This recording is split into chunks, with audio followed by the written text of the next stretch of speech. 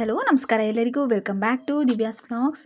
ಎಲ್ಲರೂ ಹೇಗಿದ್ದೀರಾ? ಎಲ್ಲರೂ ಚೆನ್ನಾಗಿದ್ದೀರಾ ಅಂತ ಭಾವಿಸ್ತಾ ಇವತ್ತಿನ ವೀಡಿಯೋನ ಸ್ಟಾರ್ಟ್ ಮಾಡ್ತಾ ಇದ್ದೀನಿ.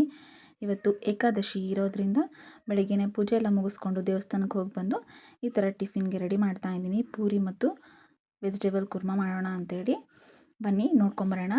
ತುಂಬಾ ರುಚಿಕರವಾದ ಈ ಕುರ್ಮಾ ಹೇಗೆ ಮಾಡೋದು ಅಂತೇಳಿ ಮೊದಲಿಗೆ ಇಲ್ಲಿ ನಾನು ಸಣ್ಣ ಜಾರ್ ತೊಗೊಂಡಿದ್ದೀನಿ. ಅದಕ್ಕೆ 3 ಟೇಬಲ್ ಸ್ಪೂನ್ ಆಗೋಷ್ಟು ನಾನು ಇಲ್ಲಿ ಡೆಸಿಕೇಟೆಡ್ ಕೊಕೊನಟ್ ಪೌಡರ್ ಹಾಕ್ಕೊಂಡಿದ್ದೀನಿ.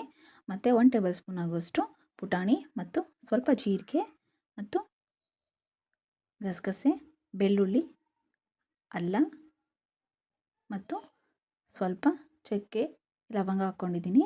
ಮತ್ತು 5ರಿಂದ 6 ಗೋಡಂಬಿ ಮತ್ತು ಖಾರಕ್ಕೆ ತಕ್ಕಷ್ಟು ಒಂದು 2ರಿಂದ 3 ಹಸಿರುಮೆಣಸಿನ್ಕಾಯಿ, ಪುದೀನ ಮತ್ತು ಕೊತ್ತಂಬರಿ ಸೊಪ್ಪನ್ನು ಹಾಕ್ಕೊಂಡು ಸ್ವಲ್ಪನೇ ನೀರು ಹಾಕ್ಕೊಂಡು ಚೆನ್ನಾಗಿ ಪೇಸ್ಟ್ ಮಾಡ್ಕೊಂಡು ಪಕ್ಕಕ್ಕೆ ಎತ್ತಿಟ್ಕೊಳ್ತಾ ಇದ್ದೀನಿ. ಈಗ ಕುಕ್ಕರ್ ಇಟ್ಕೊಂಡು ಅದಕ್ಕೆ 4 ಟೇಬಲ್ ಸ್ಪೂನ್ ಅಷ್ಟು ಆಯಿಲ್ ಹಾಕಿ ಎಣ್ಣೆ ಕಾದ ನಂತರ ಸ್ವಲ್ಪ ಸಾಸಿವೆ, ಜೀರಿಗೆ ಮತ್ತು ಕರಿಬೇವು, ಸಣ್ಣಗೆ ಈರುಳ್ಳಿಯನ್ನು ಹಾಕಿ ಸ್ವಲ್ಪ ಬಾಡಿಸ್ಕೋಬೇಕು. ಅಂದರೆ ಬ್ರೌನಿಷ್ ಕಲರ್ ಬರೋವರೆಗೂ ಇದನ್ನು ನಾವು ಫ್ರೈ ಮಾಡ್ಕೊಂಡಿದ ನಂತರ ಇಲ್ಲಿ ನಾನು ಮೆಂತ್ಯ ಸೊಪ್ಪನ್ನ ತೊಗೊಂಡಿದ್ದೀನಿ. ಜಾಸ್ತಿ ತೊಗೊಂಡಿಲ್ಲ, ಸ್ವಲ್ಪನೇ ತೊಗೊಂಡಿದ್ದೀನಿ. ಅದನ್ನು ಕೂಡ ಫ್ರೈ ಮಾಡ್ಕೊಂಡಾದ್ಮೇಲೆ ಇಲ್ಲಿ ಕ್ಯಾರೆಟ್, ಆಲೂಗಡ್ಡೆ ಮತ್ತು ಬೀನ್ಸ್ ತೊಗೊಂಡಿದ್ದೀನಿ. ಎಲ್ಲವನ್ನು ಈಗ ನೀಟಾಗಿ ಫ್ರೈ ಮಾಡ್ತಾ ಇದ್ದೀನಿ.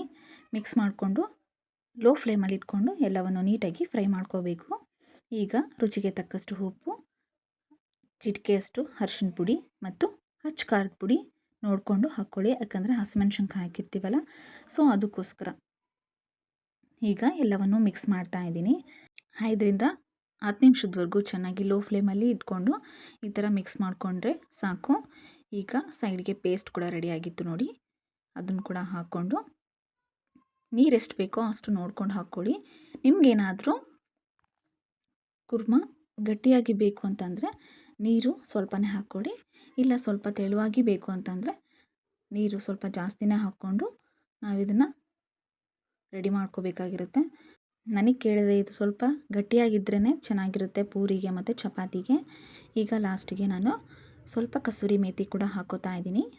ಇದನ್ನೆಲ್ಲ ಆದಮೇಲೆ ಚೆನ್ನಾಗಿ ಮಿಕ್ಸ್ ಮಾಡ್ಕೊಳ್ಳೋಣ. ಕಸೂರಿ ಮೇಥಿ ಹಾಕಿಂದೆ ಈ ಥರ ಚೆನ್ನಾಗಿ ಮಿಕ್ಸ್ ಮಾಡಿಕೊಂಡು ಇದನ್ನು ನಾನು ಕುಕ್ಕರ್ ಲಿಡ್ ಮುಚ್ಚಿಬಿಟ್ಟು 1ರಿಂದ 2 ವಿಸಿಲ್ ಆಗೋವರೆಗೂ ನಾನು ಇದನ್ನು ಬಾಯ್ಲ್ ಮಾಡ್ಕೋತಾ ಇದ್ದೀನಿ. ನೋಡಿ, ತುಂಬಾ ಚೆನ್ನಾಗಾಗಿತ್ತು. ಪೂರಿ ಜೊತೆ ಸಖತ್ ಕಾಂಬಿನೇಷನ್ ಅಂತಲೇ ಹೇಳ್ಬೋದು. ನೀವು ಕೂಡ ಒಂದ್ಸರಿ ಟ್ರೈ ಮಾಡಿ ನೋಡಿ.